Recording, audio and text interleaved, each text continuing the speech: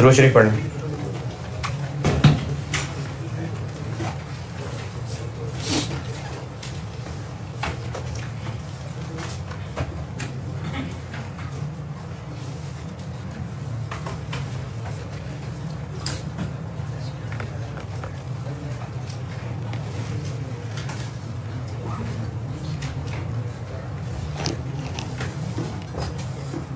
Question number 15।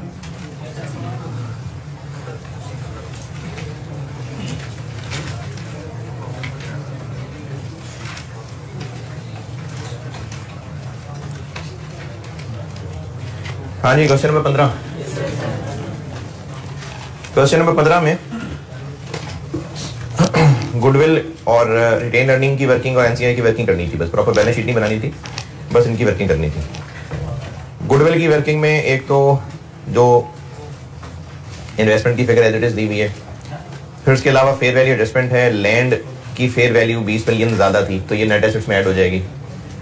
Plant की value 10 million कम थी impaired, तो ये लेस हो जाएगी। इसके अलावा गुडविल में कुछ पूछना है तो बताएं।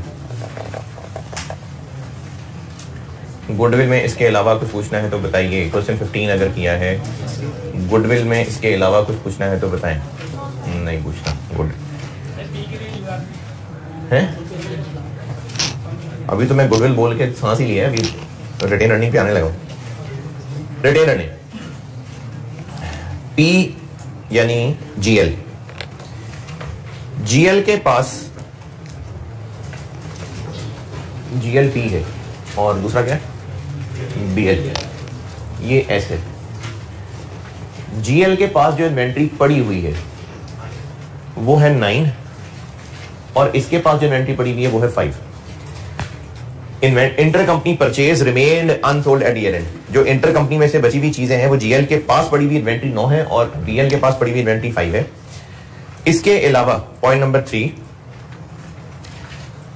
वो कह रहे हैं कि जो करंट अकाउंट बैलेंस में फर्क आ रहा है यानी 3 का, वो फर्क एक गुड्स एंड ट्रांजिट की वजह से है।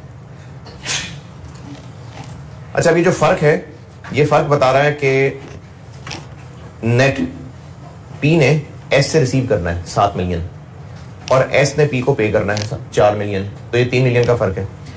ये फर्क 3 मिलियन का गुड्स एंड ट्रांजिट की वजह से है और वो फर्क इसलिए है क्योंकि जीएल ने चीजें बेची थी जो ईयर एंड तक बीएल को नहीं मिली थी। तो ये गुड्स एंड ट्रांजिट किसके तरफ मुंह है इनका, किसकी तरफ रुख है इनका, बीएल। यानी ये बीएल की इन्वेंट्री बनने जा रही है, तो बना लेते हैं। क्योंकि अगर बैलेंस शीट बना रहे होते, जो कि नहीं बना रहे, अगर बैलेंस शीट बना रहे होते तो इन्वेंट्री डेबिट क्रेडिटर क्रेडिट करते, तो ये सारा काम बीएल का करते ना। बीएल के पास चीजें पहुंच रही थी, नहीं पहुंची, पहुंचा ली, तो बीएल की इन्वेंट्री और बढ़ जाएगी। ये 3 मिलियन की अमाउंट से कोई खिलाफ 7 और 4 का फर्क। अब ये है 8 और ये है 9। जो क्या 3 यहां क्यों लिखा, या लिखा ही क्यों, लिखा ही क्यों, ये इन्वेंट्री लिखी है मैंने 9 और 5 ताकि यूआरपी निकालें।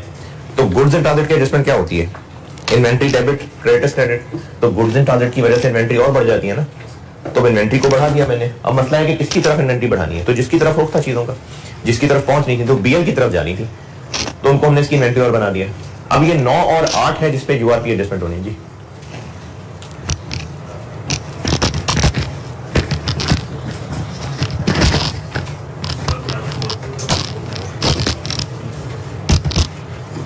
जी किधर कौन है, कहाँ है? तो वो तो डेबिट और क्रेडिट का फर्क बताया है ना, वो तो डेबिट और मतलब नेगेटिव बैलेंस थोड़ी होता है किसी भी चीज का। ये तो नहीं, वो तो डेबिट और क्रेडिट का फर्क बताया है ना। वैसे ये डेबिट क्रेडिट का फर्क मैंने लिखा है, असल सवाल में उन्होंने सिर्फ 7 पॉजिटिव और 4 नेगेटिव लिखा हुआ था, ये बताने के लिए कि वो रिसीवेबल है और ये पेएबल है। ये इसी तरह के मासूम बच्चों की वजह से मैंने सवाल में डेबिट क्रेडिट लिख दिया, वरना असल में डेबिट क्रेडिट सवाल में नहीं लिखा हुआ था। ओरिजिनल सवाल में डेबिट क्रेडिट नहीं लिखा हुआ, वो इसी बेस पे इन्होंने छोड़ा हुआ है कि बच्चा पहचान ही लेगा 7 और 4 में से पेएबल कौन सा, रिसीवेबल कौन सा है। क्या हुआ? अच्छा, तब भी उसे नेगेटिव ही कहना था, डेबिट क्रेडिट तो पड़े नहीं उसमें, तो पूछा ही नेगेटिव।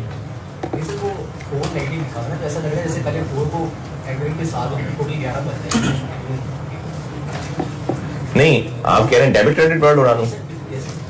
चलो उड़ा दिया, तो पॉजिटिव नेगेटिव से क्या पता चल रहा है? तो मैंने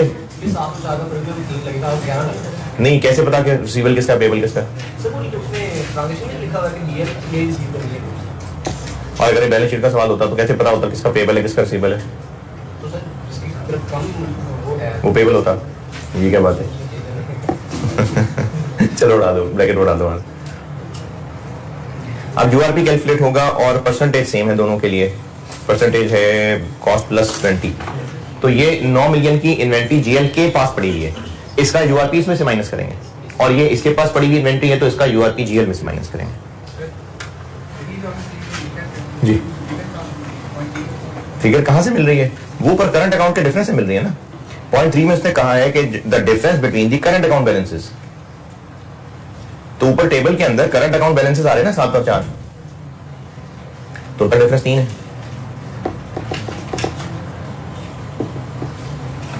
हाँ जी, यूआरपी। लास्ट चीज, इस 10 मिलियन का क्या किया है रिटेन अर्निंग में, ये समझाता हूं।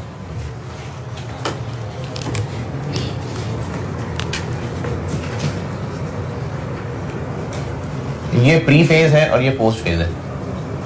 एक्विजिशन डेट से इधर प्री फेज है और आगे पोस्ट फेज है। ग्रुप के मुताबिक ये जो प्लांट का 10 मिलियन का इंपेयरमेंट लॉस है, ये किस फेज से रिलेटेड है? प्री। क्योंकि ये जो पॉइंट नंबर 1 में लिखी हुई है, ये एक्विजिशन डेट की बातें लिखी हुई है। ये एक्विजिशन डेट के ऊपर जो फेयर वैल्यू की एक्सरसाइजेज हो रही थी, ये तब नजर आया था कि प्लांट तो 10 मिलियन से इंपेयर्ड है, क्यों नहीं करते उसको इंपेयर्ड?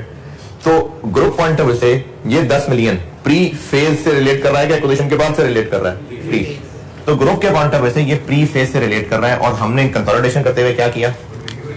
गुडविल की वर्किंग में से लेस कर लिया। 2 दिन बाद एस को खुद ही शर्म आई और उसने इसको खुद ही लॉस रिकॉर्ड कर लिया। लेकिन कब रिकॉर्ड किया? पोस्ट फेज में। अब एस इस 10 मिलियन को रिकॉर्ड कर चुका, एस ने कर लिया इसको रिकॉर्ड। एक्विजिशन तक नहीं किया हुआ था। यही वजह है कि जो 1 जुलाई की आपको रिटेन अर्निंग दी हुई है उसमें ये रिकॉर्डेड नहीं था। गुडविल की वर्किंग में रिटेन अर्निंग कौन सी लिखी है? गुडविल की वर्किंग में रिटेन अर्निंग कौन सी लिखी है? प्री एक्विजिशन ना, 1 जुलाई वाली। तो उस 1 जुलाई वाली फिगर में ये 10 चार्ज नहीं हुआ हुआ। क्यों नहीं हुआ हुआ? क्योंकि उस वक्त तक ऐसे नहीं किया हुआ था, तो हमने उसको गुडविल की वर्किंग में नेट एसेट्स में से लेस कर लिया। 2 दिन बाद एस ने कर दिया उसको अपनी बुक्स में चार्ज। तो एस की इस हरकत से पोस्ट के अंदर ये चार्ज हुआ हुआ, तो हुआ रहने तो डबल हो जाएगा। तो क्या करें? वो जो एस ने 2 दिन बाद कुछ चार्ज कर लिया, कहेंगे नहीं रहने तो शुक्रिया, हमने कर लिया हुआ, हमने कर लिया गुडविल की वर्किंग में। तो ये जो एस ने चार्ज किया हुआ है इसको हम रिवर्स कर देंगे। ये 10 मिलियन इसलिए रिटेन अर्निंग में ऐड कर दिया। नहीं,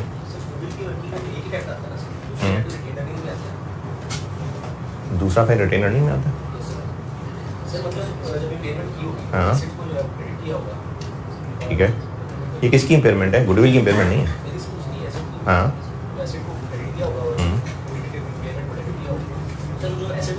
अच्छा, मैं सवाल में बैलेंस शीट नहीं है, लेकिन मैं इसका दूसरा फैक्ट भी बताता हूं। हम ये 10 मिलियन की एक नेगेटिव एडजस्टमेंट कर रहे हैं गुडविल की वर्किंग में। गुडविल की वर्किंग में नेट एसेट्स में से लेस और पीपी में से लेस, ठीक है। फिर पता चला कि एस ने तो बाद में खुद चार्ज कर लिया हुआ है, यानी एस ने ये चार्ज कर लिया हुआ है, एस के इसमें से लेस हो गया हुआ है। नहीं रिवर्स करो, हमें नहीं चाहिए, वो रिवर्स कर दिया, वहां से भी रिवर्स। जो हमने गुडविल की वर्किंग में इसको लिखा, आप इसको नेगेटिव फेयर वैल्यू एडजस्टमेंट समझ लीजिए, नेट एसेट्स में से लेस, पीपी में से लेस। लेकिन एस ने खुद ही कर लिया था इसको, वो जबरदस्ती ज्यादा कर लिया उसने, तो उसको हम रिवर्स कर देते हैं। तो एस वाली हरकत को रिवर्स कर दी। 30 जून 15 पे खड़े। हाँ 15 को नहीं किया, 14 को किया। 14 10 मिलियन नीला वाला, लाल वाला। अच्छा, अब मैंने ना एक इसी के लिए एक अंग्रेजी में बात लिख के दी है आप लोगों को। आप फेयर वैल्यू एडजस्टमेंट पे आइए। जब मैंने ये एडजस्टमेंट पढ़ाई थी, आप आ जाइए पेज 362 पे, पेज 362, पेज 362, हेडिंग 4B से जस्ट ऊपर वाला नोट, हेडिंग 4B से जस्ट ऊपर वाला नोट, ये पहले तब नहीं पढ़ाया था, ये इस सवाल का इंतजार कर रहा था। हेडिंग 4B से जस्ट ऊपर वाला नोट, ये मैंने असल में इसके लिए लिखा था भाई कि अगर कोई हम फेयर वैल्यू एडजस्टमेंट कर रहे हैं और कुछ अर्से बाद एस ने वो खुद कर ली थी तो हम एस वाली चीज को रिवर्स कर देंगे, क्योंकि हम उसको खुद से ठीक से कर लेंगे। ठीक है, 4B के ऊपर वाला नोट जी।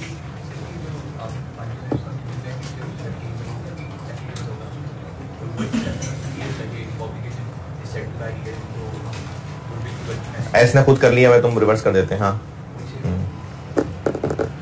क्वेश्चन 15 में कोई और सवाल है जी? तो एस की रिटेन अर्निंग में ऐड हो जाएगा। क्वेश्चन 15 में कोई और सवाल जी? यूआरपी भी तो समझाया यार, छोड़ो 5 + 7 को, ये 8 नहीं समझ आया तो बस ये 8 ही किया हुआ। क्या किया हुआ? 5 + 7 - 4, ये क्या है? 3 ना। क्वेश्चन 15,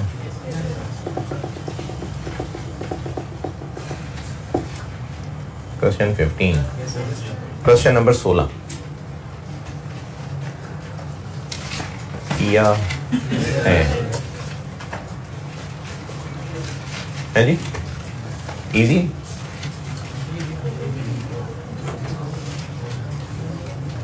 क्वेश्चन 16 में ज्यादा मसलों की मुझे उम्मीद नहीं है वैसे, लेकिन फिर भी मैं, कोई मसला नहीं।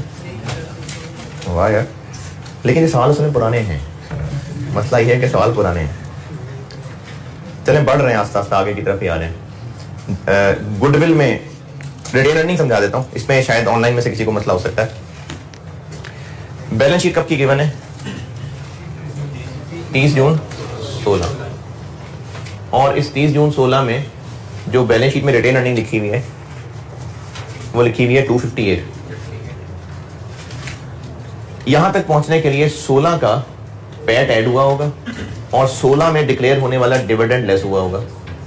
यहां से उल्टा चलेंगे तो 30 जून 15 तक पहुंचेंगे, लेकिन हमें यहां से और वापस जाना है क्योंकि एक्विजिशन डेट 1 जुलाई 14 है, और ऊपर चलते हैं। 2015 का पैट इसमें ऐड हुआ होगा, 2015 में डिक्लेयर होने वाला डिविडेंड लेस हुआ होगा, तो वापस जाएंगे तो 1 जुलाई 14 तक पहुंचेंगे। 16 का पैट, 16 का पैट 11, 15 का पैट 168। डिविडेंड के बारे में कहा हुआ है कि पॉइंट नंबर 4, बीएल ने 12% इंटरिम डिविडेंड दिया 15 में। 15 का इंटरिम कब डिक्लेयर हुआ होगा? 15 में ही, तो ये आएगा यहां। 12% का मतलब है 500 का 12%, 60।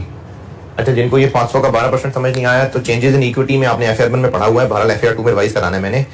अगर डिविडेंड की परसेंटेज है तो वो शेयर कैपिटल की फेस वैल्यू पे लगती है, और उसके अलावा है 16 का फाइनल डिविडेंड, वो तो अगले साल चला जाएगा, तो इसलिए इसका कुछ भी नहीं करना। 16 का फाइनल डिविडेंड तो 17 में जाके डिक्लेयर होगा, तो वो हमारे सवाल से बाहर निकल गया। ये नहीं है, बस अब यहां से ऊपर जाना। इधर इधर 139 देख, पे नहीं डिक्लेयर, पे तो होगा ही होगा, डिक्लेयर भी अगले साल होगा। 2016 का फाइनल डिविडेंड, हाँ डिक्लेयर कर दिया। कब किया? 2016 में नहीं किया, 30 जून 16 के बाद ही किया है, कहीं आइंस्टाइन फेज में किया होगा। ये जो फाइनल डिविडेंड बाय डिफॉल्ट ये ईयर खत्म होने के बाद होता है। अगर ईयर के अंदर अंदर हो गया होगा तो बताया होगा, बाय डिफॉल्ट ईयर एंड के बाद होता है। तो ये तो उन्होंने नहीं कहा कि मई में किया है या जून में किया है, बस फाइनल डिविडेंड का है, तो वो बाद में ही हुआ होगा। अगर ये जून के अंदर अंदर हो गया होता, हाँ, फिर वो पेबल सीबल वाली बात आ जाती।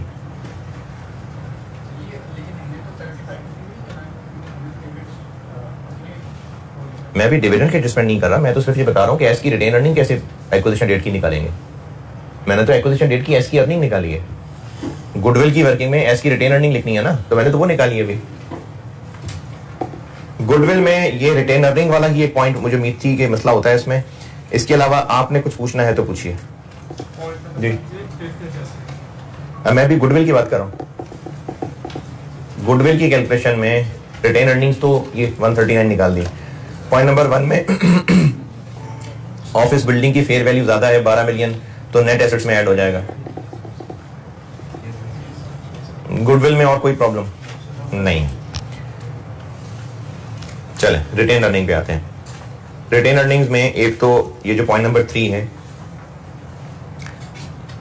Vial to BL, point number 3, यानी वायल की बेची हुई चीजें हैं, तो जो इन बेची हुई चीजों में से बायर के पास अभी भी पड़ी रह गई हैं वो 20 मिलियन है, उनका यूआरपी वायल में से लेस होगा, और जो बीएल टू वायल है यानी बीएल की बेची हुई चीजें हैं उनमें से बायर के पास 32 मिलियन पड़ी हुई हैं, उनका यूआरपी बीएल की रिटेन अर्निंग में से माइनस होगा। और दोनों यूआरपीस की परसेंटेजेस डिफरेंट है। एक 30% ऑन कॉस्ट है, इसको 30/130 करेंगे, और 15% ऑन सेल है, ये मार्जिन है, इसको सिंपली 15% करेंगे। पॉइंट नंबर 5 समझाता हूं। ये पहले भी ना एक मेरे बनाए हुए सवाल में ये पॉइंट था, मेरा बनाया हुआ, मैंने वो एसीसी से सवाल देखा था, उसको अपने अल्फाज में बदल दिया था, तो उन्होंने भी वहीं से देखा होना है, कौन सा मेरी बुक से देखा होना है। 1 जुलाई 14 को यानी एक्विजिशन करते ही वायल ने बीएल को लोन दिया। लोन दिया कितना, चलो जितना भी दिया, प्रिंसिपल 4 मिलियन ईच की इक्वल इंस्टॉलमेंट्स में वापस होना है, और इंटरेस्ट उसके अलावा ही होगा। अब हुआ ये कि 30 जून 16 यानी साल के आखिरी दिन बीएल ने 5.92 मिलियन भेजा, जिसमें 4 मिलियन प्रिंसिपल का था और बाकी इंटरेस्ट का था। लेकिन वायल को ये पैसे ईयर एंड तक मिले नहीं थे, कैश इन ट्रांजिट। तो अब पता चल गया, आप कर लें, कैश डेबिट 5.92, इसमें प्रिंसिपल 4 है और इंटरेस्ट 1.92 है। इसको कैश में ऐड कर दें, इसको लोन में से माइनस कर दें, और इसको इसकी रिटेन अर्निंग्स में ऐड कर दें। और ये करने के बाद अब जो लोन है वो दोनों में ही 12-12 टैली हो जाएगा, तो वो 12-12 एलिमिनेट हो जाएगा जी। यानी पी ने इंटरेस्ट इनकम रिकॉर्ड नहीं की हुई, इसलिए हम रिटेन अर्निंग में ऐड कर रहे हैं।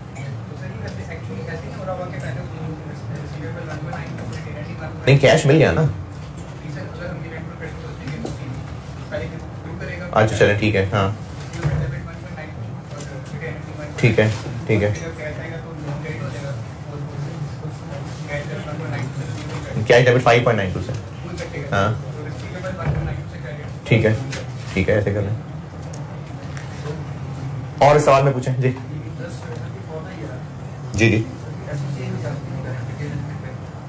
एसोसीआई बना नहीं रहे ना हम तो। हाँ, हम तो सिर्फ बैलेंस शीट बना रहे हैं, सवाल ही बैलेंस शीट का है सिर्फ। अब बैलेंस शीट में इफेक्ट दिखाना है एक्सपेंस इनकम का, तो रिटेन अर्निंग में दिखाएंगे जी। लेस क्यों करना है भाई, क्यों? तो उसने कर लिया होगा ना रिकॉर्ड, क्यों नहीं रिकॉर्ड किया होगा? जो रूटीन ट्रांजैक्शंस हो रही होती हैं वो रिकॉर्ड हो गई होंगी, नहीं हुई होंगी तो बता देगा सवाल वाला। क्वेश्चन नंबर 16 जी। यहां क्यों कर रहे हैं? अभी तो बताया यार, रिकॉर्ड नहीं किया था, तो क्वेश्चन 14 में क्यों नहीं कर रहे थे?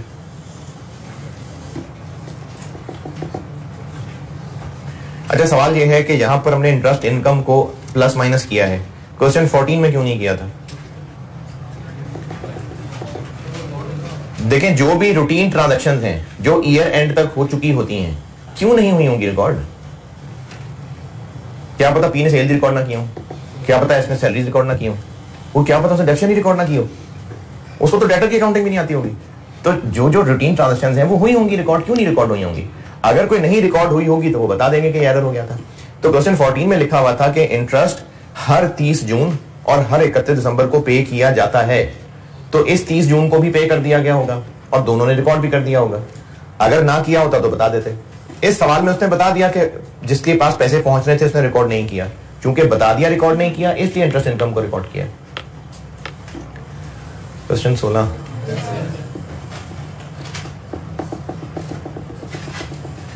क्वेश्चन 16। अच्छा, ऐसा भी नहीं है कि अब बहुत मुश्किल है और ये बहुत आसान थे, ऐसा भी नहीं है, ये रीजनेबल थे। आप अगर आपसे सही हो रहे हैं तो तसल्ली की बात है, खुशी की बात है। अब करते हैं क्वेश्चन नंबर 18, पढ़ लीजिए, मैं करता हूं बोर्ड पे। एक 5 पेपर का सवाल मैं भी तो करूँ ना। टीचर ज्यादा देर बोर्ड पे सवाल ना करे ना तो बच्चों को फीस चुभनी शुरू हो जाती है। तो मैं बोर्ड पे कर रहा हूं सवाल।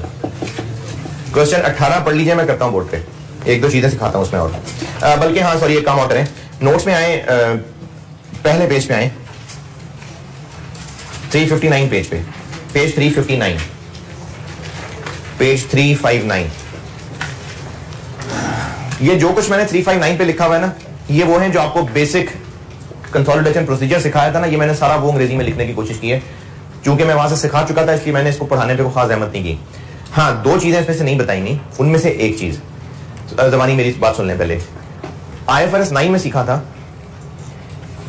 कि जब शेयर्स खरीदते हैं तो एक ट्रांजैक्शन कॉस्ट होती है और उस ट्रांजैक्शन कॉस्ट की अकाउंटिंग होती है। अगर उन शेयर्स की अकाउंटिंग करनी है फेयर वैल्यू थ्रू P&L तो एक्सपेंस बना देते हैं, फेयर वैल्यू थ्रू OCI तो उसमें ऐड कर देते हैं। फिर मैंने कुछ दिन पहले एक बात की थी कि जो P ने S के शेयर्स खरीदे होंगे कंट्रोलिंग इंटरेस्ट, उसको वो कॉस्ट भी रख रहा होता है। IFRS 9 पे नहीं, वैसे तो ऑप्शन है उसके पास, यानी IFRS 10 की ऑप्शन है, 3 की है कि 10 की, 10 की है मेरे ख्याल में, कि वो चाहे तो अपनी इस इन्वेस्टमेंट को कॉस्ट पे रख ले, चाहे IFRS 9 फॉलो करते हुए रख ले, लेकिन कॉस्ट पे ही रख रहे होते हैं, सवालों में कॉस्ट पे ही होती है। तो P ने जो S में इन्वेस्टमेंट की होती है वो अपनी इन्वेस्टमेंट की कॉस्ट पे ही लिखी होती है। अगर S के शेयर्स खरीदते हुए कोई ट्रांजैक्शन कॉस्ट पड़ी होगी तो P ने क्या किया होगा, उसको भी इन्वेस्टमेंट में डेबिट किया होगा। अगर एक शेयर P ने S का शेयर 15 रुपए का खरीदा है और 1 रुपया उस पर कमीशन देनी पड़ गई ब्रोकर को जो डील करवा रहा था, 15 का खरीदा है और 1 रुपया कमीशन देनी पड़ गई, तो P ने अपने पास इन्वेस्टमेंट कितने से डेबिट की होगी, 16 से ना, उसको तो कॉस्ट 16 की पड़ी है। चलो P ने 1000 शेयर खरीदे और 16 रुपए का एक पड़ा, तो इन्वेस्टमेंट आ रही होगी 16,000 की। गुडविल की वर्किंग में जब इसमें से नेट एसेट्स लेस करेंगे तो इसमें जो 1 रुपया ट्रांजैक्शन कॉस्ट का एडेड है, गुडविल ज्यादा आ गई। क्यों ज्यादा आ गई? क्योंकि इन्वेस्टमेंट में एक फिगर एडेड है तो गुडविल ज्यादा आ गई। तो वो जो 1 रुपया है वो गुडविल का दिया हुआ नहीं, तो गुडविल गलत आ रही है फिर। तो इसलिए कंसोलिडेशन पॉइंट ऑफ व्यू से ये इन्वेस्टमेंट 16,000 नहीं मानी जाएगी। कितनी माने? 15,000, वरना गुडविल खराब निकलेगी। तो वो जो पेरेंट को 1000 रुपए ऊपर कॉस्ट पड़ गई वो पेरेंट का एक्सपेंस मान लिया जाएगा। तो पेरेंट ने जो शेयर्स खरीदते हुए खर्चा किया था, इसको एक्विजिशन रिलेटेड कॉस्ट भी कह सकते हैं, वो इन्वेस्टमेंट में ऐड हुआ हुआ है। जबकि कंसोलिडेशन पॉइंट ऑफ व्यू से वो इन्वेस्टमेंट में अगर ऐड रहा तो गुडविल गलत आ जाएगी। तो इसलिए हम इसको इन्वेस्टमेंट में से निकाल देंगे और पेरेंट की रिटेन अर्निंग को चार्ज कर देंगे। ये मैंने पेज 359 के तकरीबन मिड पे एक डब्बा बना के लिखा हुआ। पेज 359 तकरीबन मिड में, मिड से नीचे ही वैसे एक डब्बा बना के कहानी लिखी हुई, ये पढ़ लें।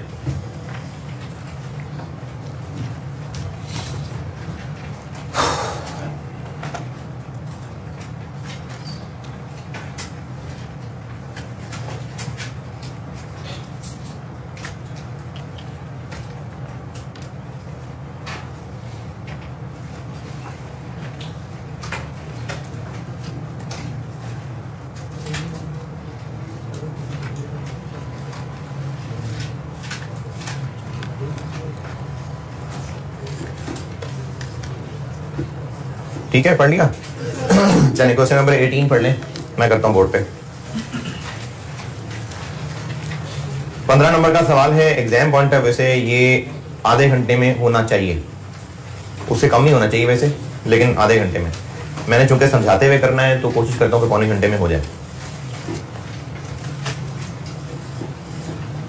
Question number 18।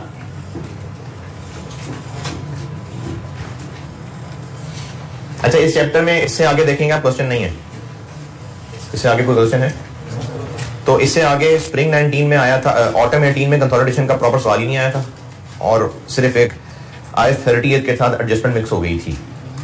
स्प्रिंग 19 में इनकम स्टेटमेंट का सवाल था और ऑटम 19 से एसोसिएट आ गया था सिलेबस में।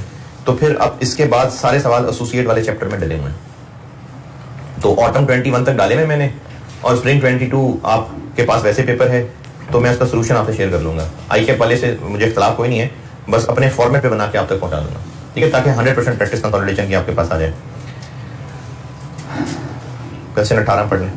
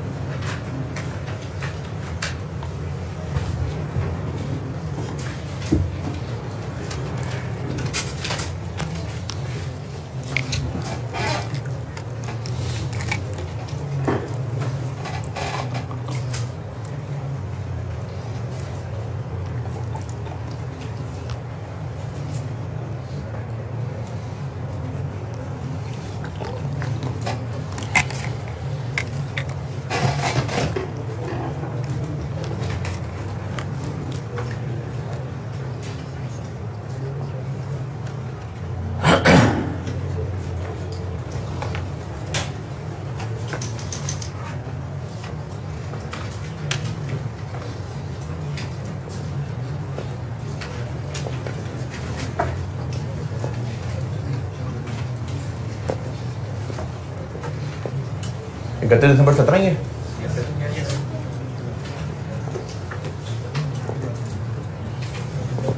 एक पूरा full fledge past paper question solve कर रहा हूं।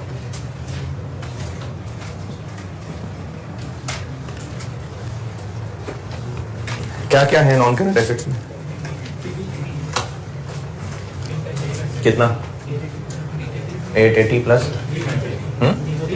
330 और 40 प्लस 50 और लोन 1 और आपको कहा था कि नॉन करंट में 2-3 लाइनें छोड़ दें, हो सकता है कोई नया एसेट आ जाए। करंट एसेट्स में क्या है? मतलब करंट एसेट्स ही हैं। चलें, करंट एसेट्स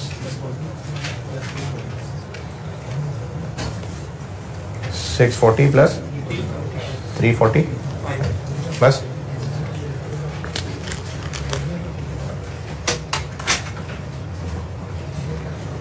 सवाल पढ़ लिया सबने? Share capital. अच्छा, अब इसमें वैसे तो कोई मसला नहीं, पी का कैपिटल अभी ब्रैकेट में लिख लें, बाद में बाहर लिख देना, या फिर बेहतर है कि पहले तसल्ली कर लेते हैं। ये जो 10 मिलियन शेयर इशू किए हैं, पॉइंट नंबर 1, ये रिकॉर्डेड है या नहीं है? कैसे पता है? वैसे तो अंग्रेजी से पता चल रहा है, वैसे तो अंग्रेजी से पता चल रहा है। कैसे? नहीं, चीज मिस कर दिया आपने। GL books, cost of investment in GLs books, तो ये शामिल है। अगर ये वर्ड ना लिखा होता, चेक कर लेते। 10 मिलियन शेयर्स हैं और एक कितने पे? 24। वैसे ये इस तरह की वर्डिंग ठीक नहीं है कि इशूड एट 24, ये मुनासिब नहीं है। उस दिन की फेयर वैल्यू दी होनी चाहिए थी, लेकिन चलो 24 कह रहा है तो फेयर वैल्यू होगी। तो 10 इंटू 24, फिर उसके अलावा कैश दिया है 280,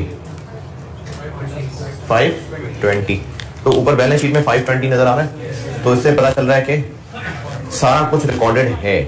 तो इसलिए कैपिटल जो पी का बैलेंस शीट में आ रहा है, बस ठीक है, वो फाइनल है। कितना? 700। वरना मैं इसको ब्रैकेट में लिखता और वो जो शेयर इशू नहीं रिकॉर्ड हुए होते उसको रिकॉर्ड करते। और क्या है? Share premium 240। और कोई और अदर रिजर्व है? नहीं है, रिटेन्ड अर्निंग वर्किंग 2। और हमें पता है कि यहां पर एक एनसीआई आया करती है,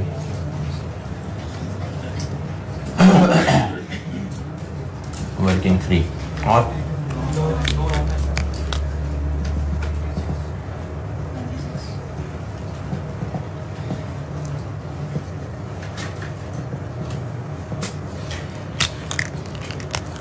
जी लोन कितना? 96। और क्या है? करंट लायबिलिटीज, ये कितनी है? 324 प्लस 235।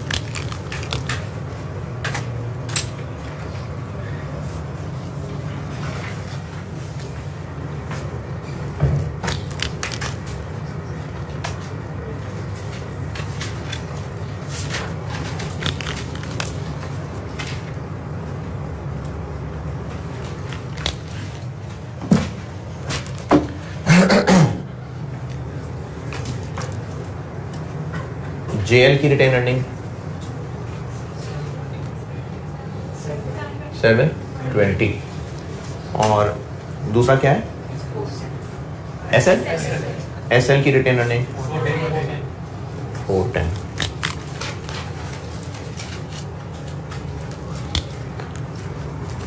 ये मैंने बैलेंस शीट की फिगर्स लिखी। चलो नीचे एडजस्टमेंट्स पे चलते हैं।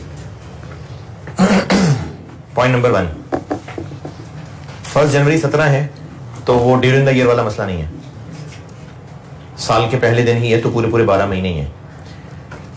इन्वेस्टमेंट की है, 2 चीजें हैं इसके अंदर।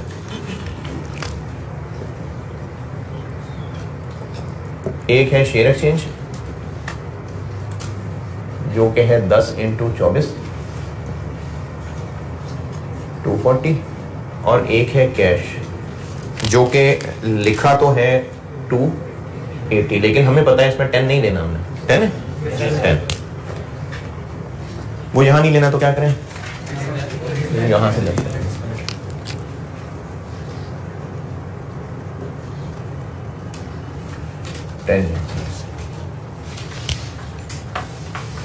इन्वेस्टमेंट में शामिल है, वहां से निकाल लिया और पेरेंट को चार्ज कर दिया 270।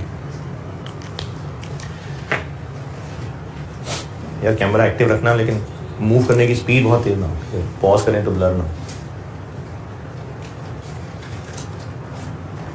और मैं जब मूव किया करूँ ना तो मेरे पीछे जो लिखा होता है उसको थोड़ा सा दिखाया गया, फौरन ना मूव किया करें।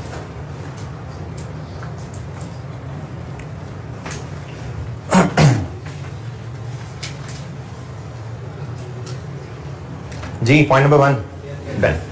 पॉइंट नंबर 2, ये अच्छा पॉइंट था एक। ये ओवरऑल सवाल मुनासिब है, मैं सिर्फ इसको एक इसलिए कर रहा हूं ताकि बोर्ड पे एक फुल फ्लैज पासवर्ड का क्वेश्चन भी आ जाए, बस आपकी हौसला अफजाई के लिए कर रहा हूं, वरना ये एक पॉइंट अच्छा है इसमें, बस बाकी मुनासिब है सवाल। एक्विजिशन डेट पे बाकी सब ठीक है, लेकिन एक इनटेंजिबल एसेट था ब्रांड। अच्छा ये कोई इंटरनली जनरेटेड नहीं था, ये एस की बुक्स में ऑलरेडी था, लेकिन उसकी कैरिंग अमाउंट 25 थी और फेयर वैल्यू 40 थी। बल्कि जो पक्की पक्की चीजें पता है वो तो बेशक तरतीब आउट करके भी लिख लें। फेयर वैल्यू ऑफ एनसीआई, जो चीजें पक्की पक्की हैं वो तो तरतीब आउट करके भी लिख लें, बाकी फिर सवाल की तरतीब से चलें तो बेहतर है। ये तो पक्की पक्की चीज होती है। कितने शेयर्स हमने लिए? 75%। एस के 20 मिलियन शेयर्स हैं, जिसमें से 75% यानी 15 मिलियन हमने लिए, तो एनसीआई के पास रह गए 5 मिलियन, और वो कितने का एक है? 36 लिखूं कि 40 लिखूं? तो उस 40 का क्या करें? कुछ भी नहीं करना, क्योंकि हमने इस एक्विजिशन डेट की फिगर लेनी है बस।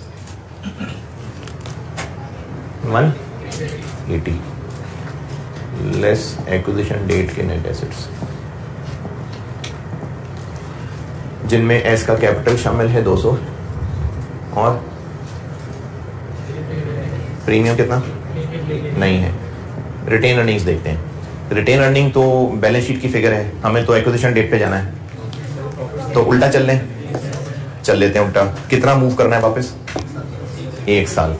तो जो पैट एडेड है वो लेस कर देते हैं, और जो डिविडेंड लेस हुआ है वो ऐड कर देते हैं, और ये ब्रैकेट में कर दें, काफी है। कितनी रिटेन अर्निंग बैलेंस शीट में आ रही है? 410। इसमें कितना प्रॉफिट एडेड है? ये बात आपको लिखी मिल रही है पॉइंट नंबर 4 में, कि एसएल ने इस साल 60 प्रॉफिट कमाया, वो इसमें एडेड है, वो निकाल देते हैं। और वो जो डिविडेंड लेस हुआ है, कहां है डिविडेंड लेस हुआ है? पॉइंट नंबर 8 में।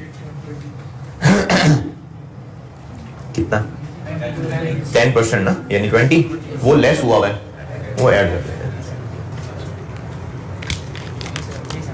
370।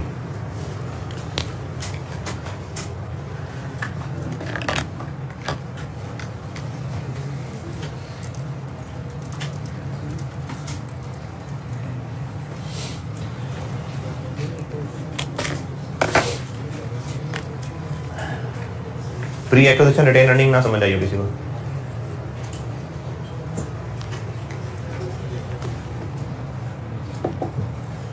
चलें आप पॉइंट 2 पर वापस, वो मैंने कहा जो पक्की पक्की चीजें वो लिख लेना, फिर वापस सवाल पे आते हैं। पॉइंट नंबर 2 ये चल रहा था कि एस का एक एसेट था एक्विजिशन डेट पे, जिसकी बुक वैल्यू 25 थी लेकिन फेयर वैल्यू 40 थी, तो फेयर वैल्यू एडजस्टमेंट हो गई ब्रांड की, नहीं, फेयर वैल्यू एडजस्टमेंट हो गई 15 की। क्या करें इस 15 का? ऐड और पीपी में ऐड।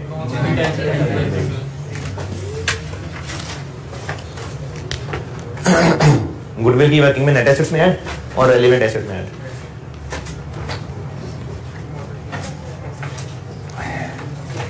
और इसकी रिमेनिंग लाइफ बताई गई है ताकि हम इस पे एक्स्ट्रा अमॉर्टाइजेशन चार्ज कर सकें। तो उस वक्त इसकी रिमेनिंग लाइफ थी 5 साल, और कितना अरसा गुजर गया इस बात को? 1 साल, यानी 1 साल की एमोर्टाइजेशन चार्ज कर लेते हैं।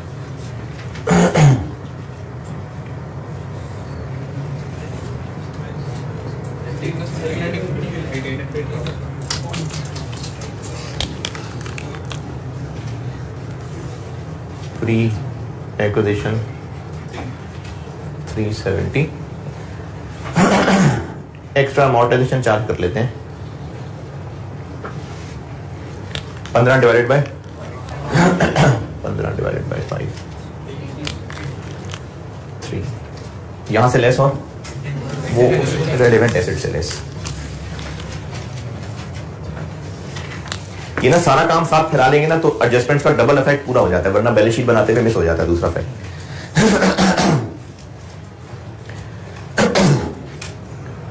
पॉइंट 2 पूरा हो गया है?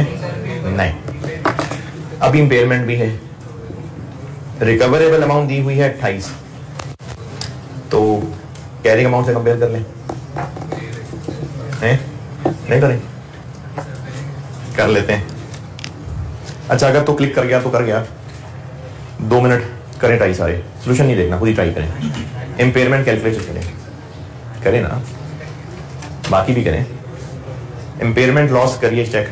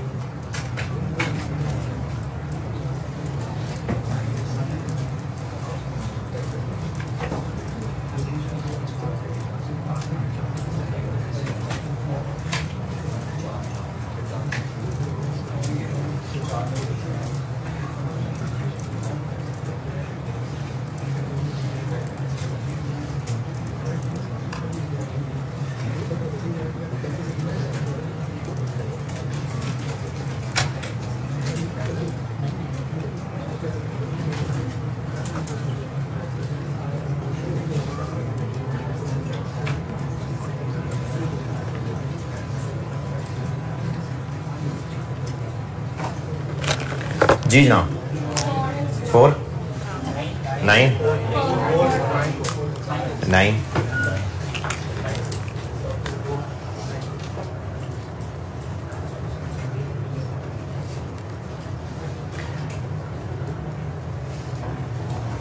एसएल और ग्रुप दोनों की कैलकुलेशन करके दिखाता हूं। किस दिन की रिकवरेबल है? तो फिर कंपेयर करने के लिए हमें 31 दिसंबर की कैरिंग अमाउंट तक आना पड़ेगा। ये जो एसएल के मुताबिक कैरिंग अमाउंट 25 मिलियन दी हुई है, ये 31 दिसंबर की नहीं है, ये कब की है? ये 1 जनवरी की फिगर है 25, और ग्रुप पॉइंट ऑफ व्यू से ये 40 थी। 31 दिसंबर 17 एमोर्टाइजेशन चार्ज करते हैं 5, क्यों? क्योंकि डिवाइडेड बाय 5, और इधर क्या करूं? 3, बस यही जज्बाती आंसर चाहिए था। 8, 3 नहीं 8, 3 के ये कहां से आया? ग्रुप पॉइंट ऑफ व्यू से 8, एस के पॉइंट ऑफ व्यू से 5, तभी तो 3 एक्स्ट्रा है जो जहां लिखा है। ये पहुंच गए 31 दिसंबर तक 20 और 32। रिकवरेबल अमाउंट कितनी है? 28। इस सवाल में इस कॉलम की जरूरत थी बस। ये मैं आपको एक और चीज बताऊंगा कि वैरायटी अगर ऐसा ना होता तो ऐसा होता तो क्या करते हैं। ये कॉलम मैंने सिर्फ आपके लिए बनाया, वरना इस सवाल में ये कॉलम काफी था। कितना है इम्पेयरमेंट लॉस?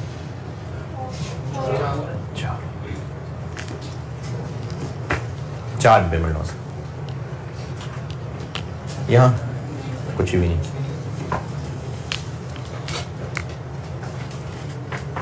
पहले इस 4 और कुछ भी नहीं पे कोई इतराज है तो बताएं।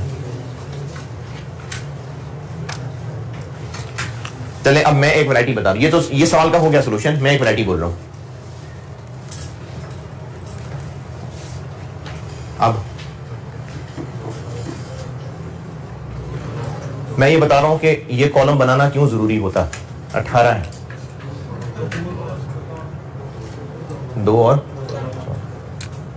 अब क्या करते हैं, एस ने यकीनन ये रिकॉर्ड कर लिया होगा क्योंकि पी और एस ने अपनी अपनी बुक्स में सही अकाउंटिंग कर ली होगी, तभी तो बैलेंस शीट बनाई है इन्होंने।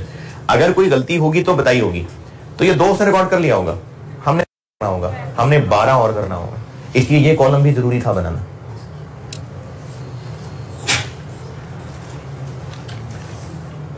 ये वर्किंग नोट जरूर करें, तो नोट तो करनी है, लेकिन ये वैरायटी भी बेटा जरूर नोट करें कि अगर ये रिकवरेबल 18 होती, 28 ना होती, तो फिर लॉस इसका 2 का 14 आता, तो ऐसा ही यकीनन कर लिया होता, तो फिर हम लोग 12 का और इम्पेयरमेंट लॉस चार्ज करते।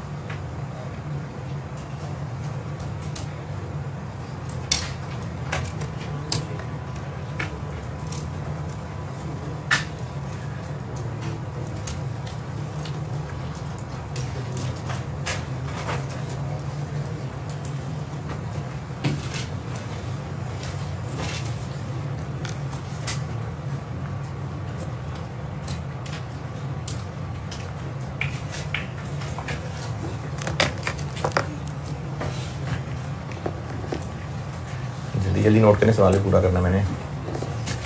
अच्छा ये जो वर्किंग है ये नहीं है, ये वर्किंग 2.1 ये नहीं है। वर्किंग 2.1 तो इधर 28 इधर 0 और इधर 4 था। ये वैसे अलग से वैरायटी नोट करें कि अगर ऐसा होता तो क्या करते, और तो क्या करते भी लिखना है, सिर्फ इतना नहीं नोट कर देना, ये भी लिखना है फिर क्या करते कि एस ने रिकॉर्ड कर लिया होता और फिर हम ग्रुप में 12 का लॉस और रिकॉर्ड करते हैं।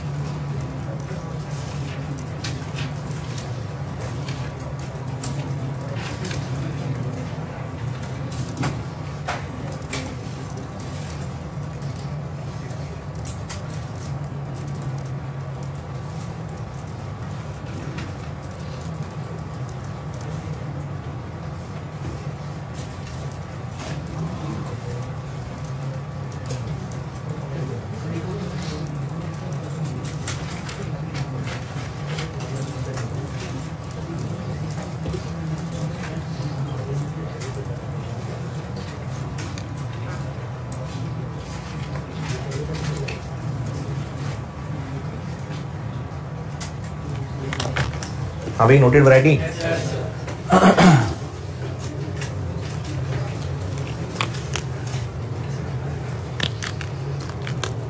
इस 4 की क्या एडजस्टमेंट करूं?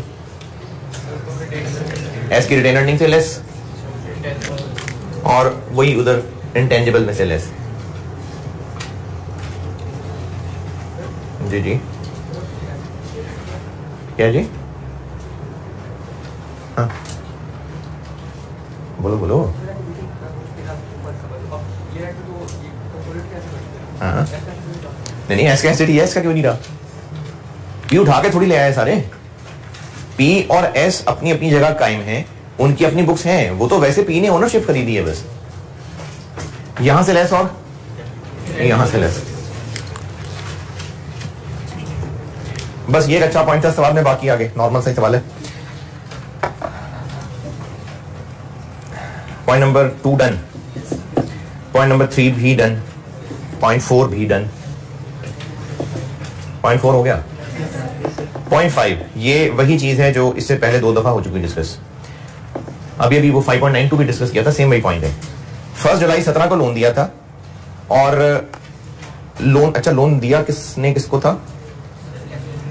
एसएल ने जीएल को लोन दिया था और वापस फिर जीएल ने करना था। तो जीएल ने ईयर एंड पे 30 मिलियन का एक चेक भेजा जिसमें इंटरेस्ट भी शामिल है और प्रिंसिपल भी होगा यकीनन, लेकिन एसएल को वो मिला नहीं तो उसने रिकॉर्ड नहीं किया। ये वही चीज है जो अभी डिस्कस की थी। अब कर लेते हैं।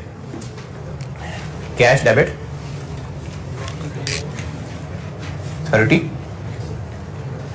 इंटरेस्ट क्रेडिट किसका, किसकी इनकम बना?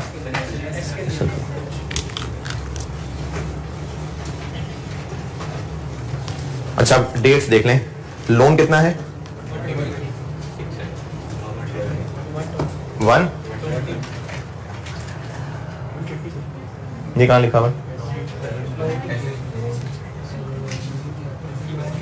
हाँ जी, लोन टू जीएल ऊपर बैलेंस शीट में 120, 10% इंटू 6/12, क्योंकि 1 जुलाई को दिया था 6। Cash debit 30, interest income credit 6 और लोन क्रेडिट 24, ये 24। कैश डेबिट, लोन क्रेडिट और इंटरेस्ट इनकम क्रेडिट, ये क्या बना?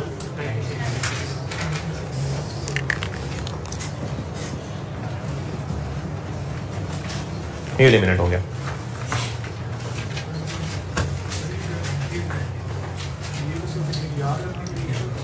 हाँ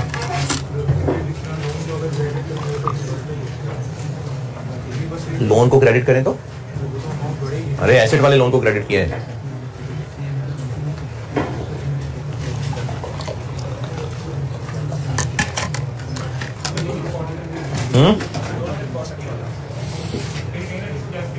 दोनों ने रिकॉर्ड ना किया होता, जिसने पैसे भेजे उसने क्यों नहीं रिकॉर्ड किया होगा?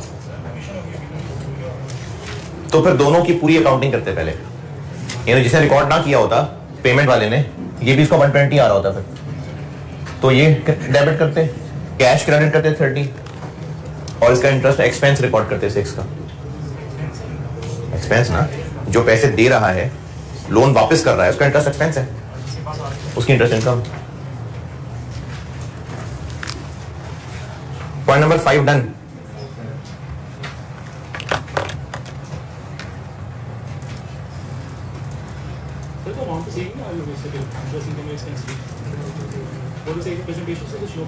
नहीं, बात सिर्फ प्रेजेंटेशन की नहीं है, इसका सही प्रॉफिट निकलेगा तो उस पर एनसीआई का हिस्सा लगेगा ना। तो ये बात नहीं है कि उधर से 6 लेस इधर 6 ऐड, तो बात तो एक ही है। नहीं, इसका सही प्रॉफिट निकालेंगे तो एनसीआई का हिस्सा सही होगा।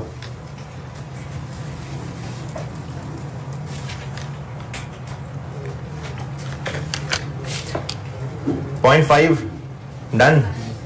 पॉइंट नंबर 6, 1 मई 17, 1 मई जेएल एसएल ने मशीन बेची है। ये आ गया सेल ऑफ पीपी, इस पे हम लोग यूआरपी निकालते होते हैं।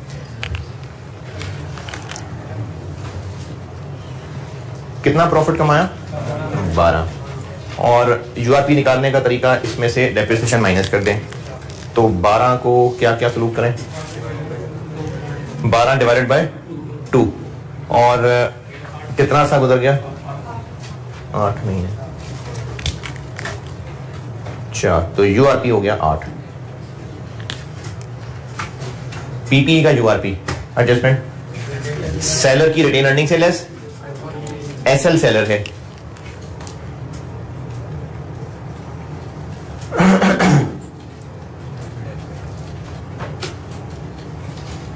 जी 8 यहां से लेस और पीपीई में से लेस।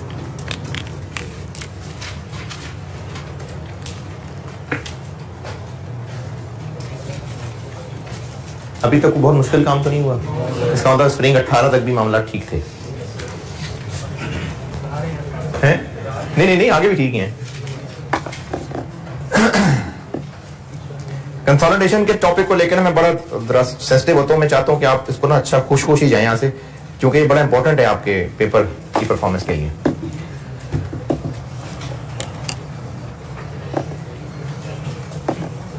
क्योंकि आइस 12 में तो पता नहीं खुश कर सकूं आपको, ना खुश कर सकूं, तो आइस कंसोलिडेशन में तो जाना खुश।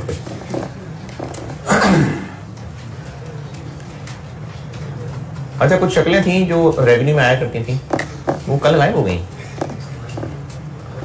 अभी खत्म तो नहीं हुआ था रेवेन्यू, अभी तो आज भी है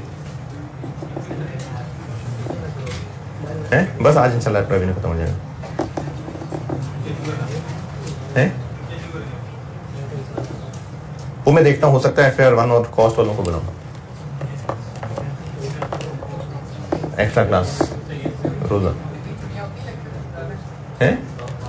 FAR 2 के तो उतने ही किए हैं, लेकिन FAR 1 कॉस्ट में मुझे चाहिए ज्यादा, क्योंकि वो नन्हे मुन्ने बच्चे आए होते हैं ना। FAR 2 में तो आप चीते हैं, आप FAR 1 पढ़ चुके, पास किया नहीं किया पढ़ चुके, लेकिन कॉस्ट और FAR 1 में वो नन्हे मुन्ने बच्चे हैं जो भी AFC पास हुए और कह रहे थे अल्हम्दुलिल्लाह CA का एक स्टेप पास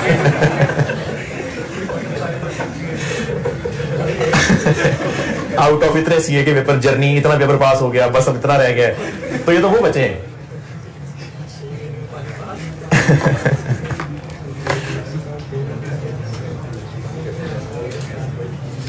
AFC के कितने पेपर होते थे? 4, और टोटल मिला लें तो कैफ के होते चलो 8 हो गए, और CFAP के 6 और MS से 2, 8 8 16 और 4 20 है। नहीं पुरानी बात कर रहा हूँ ना, AFC के 4 वाले। अरे वो जब AFC में पिछली दफा बैठे हुए थे तब तो कैफ के 8 ही थे ना, तो उन 20 में से 4 पास हो गए यार।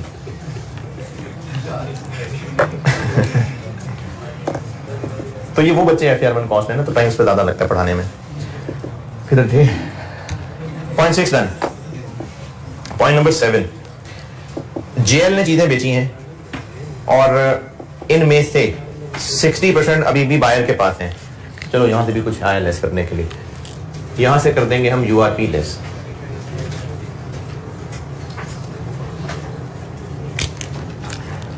टोटल चीजें कितने की बेची? 250। कितना कमाया? 20% मार्कअप, और इसमें से बायर के पास 60% बची हुई, 25। URP यहां से लेस और इन्वेंट्री में से लेस। तो इन्वेंट्री तो यहां करंट एसेट्स में ही कहीं छुपी हुई है।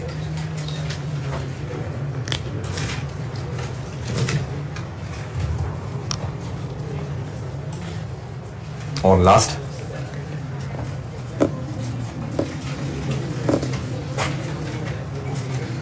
कल ये आखिर में एडजस्टमेंट एक कराई थी आपको। नहीं, एस ने डिविडेंड डिक्लेयर किया और अभी पे नहीं हुआ, ये पे नहीं हुआ, और दोनों ने प्रॉपर्ली रिकॉर्ड कर लिया हुआ है। ये जो कल 5 कॉलम दिखाए थे आपको, तो उनमें से दूसरा वाला कॉलम है कि अभी पे नहीं हुआ और दोनों प्रॉपर्ली रिकॉर्ड कर चुके हुए हैं। The dividend has correctly been recorded by both companies. तो अब क्या करें? बस जो डिविडेंड रिसीवेबल पेबल आ रहा है वो एलिमिनेट कर देते हैं। डिविडेंड पेएबल रिसीवेबल आ रहा है, ये तो मकड़ी से पूछते हैं, 200 मिलियन का 10%। ये तो डिविडेंड पूरा है। इंटर कंपनी इसमें से इतना है जितना पी ने शेयर होल्डिंग ली है, 15। तो इस 15 को यहां से भी लेस और यहां से भी लेस, बस खत्म सवाल।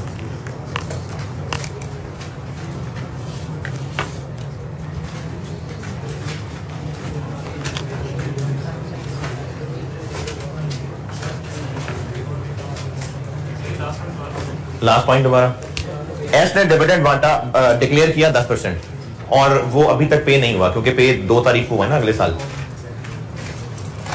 तो फिर दोनों के डिविडेंड रिसीवेबल पेबल में आ रहा होगा। तो कितना उसमें इंटर कंपनी है जो पी ने लेना है? 75%। डिविडेंड की अमाउंट निकाली, उसमें से 75% ले लिया। ये 15 है जो उसने रिसीवेबल बनाया हुआ है, वहां से भी निकाल देते हैं और पेबल से भी निकाल देते हैं। बस अब ये सारी टोटलिंग ही करनी है। इधर कर लें, ये क्या है? 585 गुडविल 105, ये गुडविल आ गई इधर।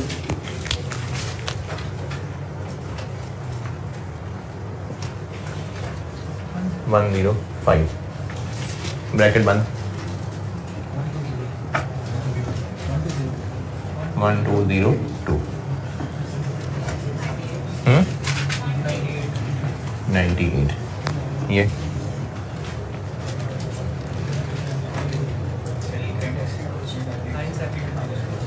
$52। हाँ एक चीज मिस हो गई, एक पॉइंट मिस हो गया अभी। चलो शुक्रिया, balance sheet out. Point number 6, हाँ वो सब में बीच में बातें चेंज हो गई थी तो वो 6 छूट गया। पॉइंट नंबर 6 में एक बात लिखी हुई है, second sentence, however no payment has yet been made. यानी ये जो मशीन बेची थी एसएल ने, ये उधार पे बेची थी, तो फिर जब उधार पे बेची थी तो 52 मिलियन का रिसीवेबल पेबल आ रहा है, तो वो निकाल देते हैं।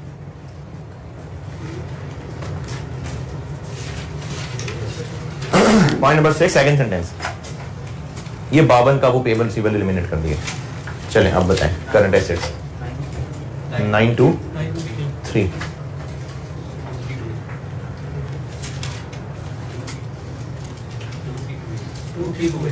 2328।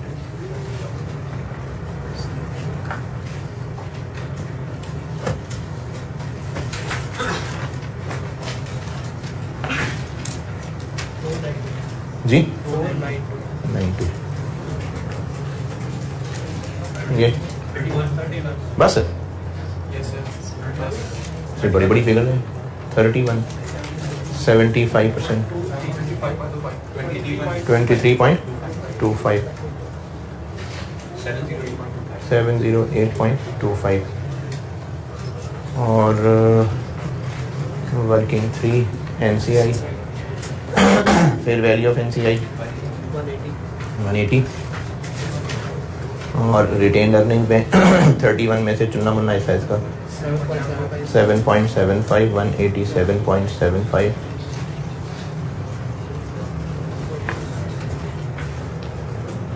708.25 और 187.75 टैली है जी। 232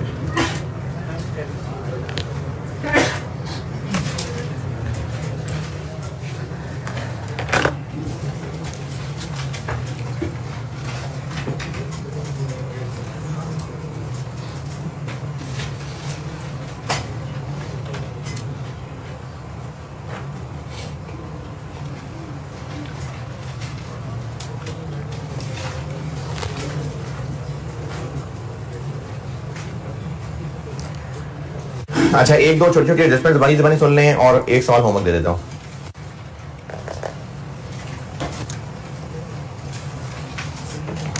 पेज नंबर 361 पे आए, क्वेश्चन 18 डन। पेज 361 पे आए, पेज 361।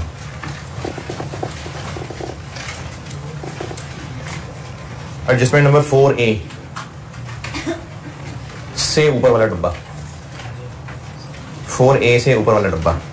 ये ना मैंने अब जो चीजें बता रहा हूं ना, ये मैंने किया ये था कि सीफैब के सवालों में, सीफैब 1 के सवालों में जो जो एडजस्टमेंट्स आई हुई है ना, वो मैंने कहीं ना कहीं आपके लेवल की बना के वो भी लिख दी इसके अंदर, क्योंकि अभी तक की मुझे अप्रोच यही लग रही है कंसोलिडेशन के सवालों पे भी, IAS 12 के सवालों पे भी और बाकी भी, कि वो सीफैब 1 के सवाल उठाता है, उनको थोड़ा बहुत सिलेबस के मुताबिक एडजस्ट करता है और कैफ में पूछ लेता है। क्योंकि अभी जो जिस तरह का कंसोलिडेशन का सवाल आया है, फॉर्मेट भी वही है जो सीफैब 1 में सवाल आ रहे होते हैं। तो इसलिए मैंने सीफैब 1 की कंसोलिडेशन में जो जो एडजस्टमेंट्स टेस्ट हुई थी जो आपके लेवल की बन सकती हैं, वो मैंने ऐसे डब्बे बना बना के ना आपके नोट्स में लिख दिए। अच्छा, ये जितनी एडजस्टमेंट्स आपको पढ़ाई है ना, कोशिश मैंने की है कि चीजों को लॉजिकली समझा के चलूं। मैंने एडजस्टमेंट में सारा कुछ कोशिश की है समझाऊं, क्या ये एडजस्टमेंट्स कहीं किसी किताब में लिखी हुई हैं और बस यही एडजस्टमेंट्स हैं? तो ऐसी बात नहीं है। IFRS 10 के अंदर कंसोलिडेशन का प्रोसीजर बताया हुआ है कि एसेट्स को ऐड करना है, लायबिलिटीज को ऐड करना है, इंटर कंपनी को एलिमिनेट करना है, यूआरपी को एडजस्ट करना है। बस मोटे मोटे 3-4 रूल लिखे हैं, दैट्स इट। ये सब उन्हीं के ऊपर क्रिएट की गई एडजस्टमेंट्स हैं जो साल तक टेस्ट हो रही थी। मैंने उन सबको एडजस्टमेंट की शक्ल दे दी। इनमें कई चीजें ऐसी होंगी जो किताब के अंदर लिखी भी नहीं हुई होंगी, लेकिन सवालों के अंदर आती रही, कॉन्सेप्चुअली होती रही, ACCA के अंदर, CA के अंदर, तो मैंने उनको एडजस्टमेंट की शक्ल बना दी। हो सकता है कि इन्हीं कॉन्सेप्ट्स के ऊपर मिलती जुलती कोई नई चीज भी टेस्ट हो जाए, हो सकता है ऐसा। जैसे इस दफा नहीं, इस दफा तो नहीं, ये चीज पहले टेस्ट हुई है जो इस दफा हुई है, तो ऐसा हो सकता है। इसलिए आप इन एडजस्टमेंट्स को याद तो बेटा करिए, लेकिन इनको समझ के भी चलना है कि क्यों ऐड क्यों लेस किया है, ताकि अगर इन्हीं से मिलती जुलती कोई और चीज बन जाए तो वो आप हैंडल कर सकें। 4A से ऊपर एक डब्बा लिखा हुआ है, वो समझाता हूं। इस 25 की क्या एडजस्टमेंट की? ये सेलर से रिटेन अर्निंग से लेस किया और बायर की इन्वेंटरी में से लेस कर दिया। मकसद ये था कि जो चीजें सेलर बेच के खुशियां मना रहा था, जितना प्रॉफिट उसने कमाया था, वो प्रॉफिट आज जिन चीजों में मौजूद है वो चीजें अब भी बैलेंस शीट में शो हो रही, तो उन चीजों में जो प्रॉफिट लोडेड है वो यूआरपी है। ये कॉन्सेप्ट था। हो सकता है कि एसएल ने बाद में इन चीजों को एनआरवी राइट डाउन कर दिया हो, ऐसा हो सकता है, क्योंकि एस के पास तो अब ये इन्वेंटरी बन गई ना। ऐसा हो सकता था कि एसएल ईयर एंड तक आते आते इनको 10 से राइट डाउन कर चुका होता, तो एस अपनी इन्वेंटरी में से 10 ऑलरेडी राइट डाउन कर चुका होता, हम फिर भी इसमें से 25 माइनस कर देते, वो तो पर नेगेटिव में चला जाता। तो क्या करते फिर? 15 माइनस करते। और अगर वो एनआरवी राइट डाउन, अगर एस राइट डाउन 32 कर चुका होता, 32 राइट डाउन कर चुका होता, तो फिर कुछ भी यूआरपी ना लेस करते।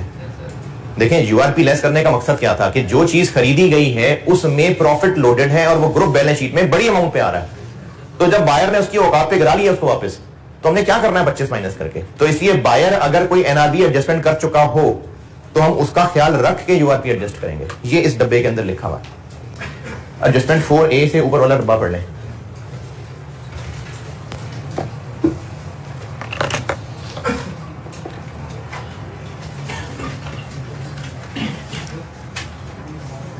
ठीक है, अच्छा जी, और पेंडिंग क्या छोड़ा था? अच्छा, अब आप एक काम कर दीजिए, ये मैंने बिल्कुल करवानी ही थी एडजस्टमेंट, लेकिन चाह रहा हूं कि अगर होमवर्क में आप एक काम को ट्राई कराएं, फिर मैं बिल्कुल कर दूंगा डिस्कस अगर मसला हुआ तो। आपने करना यह है कि एडजस्टमेंट नंबर 10 पढ़नी है। एडजस्टमेंट नंबर 10 में यह कहा हुआ है कि अगर अकाउंटिंग पॉलिसीज पी और एस की फर्क है, जैसे पी कहता है कि इन्वेंटरी को FIFO पे वैल्यू करना है, एस कहता है वेटेड एवरेज पे करना है। पी कहता है कि इन्वेस्टमेंट प्रॉपर्टी का फेयर वैल्यू मॉडल चलाना है, एस कहता है इन्वेस्टमेंट प्रॉपर्टी का कॉस्ट मॉडल चलाना है। पी कहता है कि प्लांट एंड मशीनरी का रिवैल्यूएशन मॉडल चलाना है और एस कहता है कि कॉस्ट मॉडल चलाना है। तो ये जो मिसमैच है ये खत्म करना होगा, एस की चीजों को ढालना होगा पी की पॉलिसीज के मुताबिक, फिर कंसोलिडेशन होगी। ये एडजस्टमेंट 10 में बताया हुआ है। इस एडजस्टमेंट 10 को पढ़ के मैंने कोशिश तो की है कि कहां क्या ऐड कहां लेस करना है ये बताऊं। एडजस्टमेंट 10 पढ़ के एक क्वेश्चन 13 आप सॉल्व कर दीजिएगा। ये मैंने इसी की प्रैक्टिस के लिए बनाया हुआ था, छोटा सा सवाल बनाया हुआ है, क्वेश्चन नंबर 13। बस ये होमवर्क है आपका। एडजस्टमेंट 10 पढ़ लीजिएगा, कोशिश करिए समझ आ जाए, और क्वेश्चन नंबर 13 कराइएगा जी।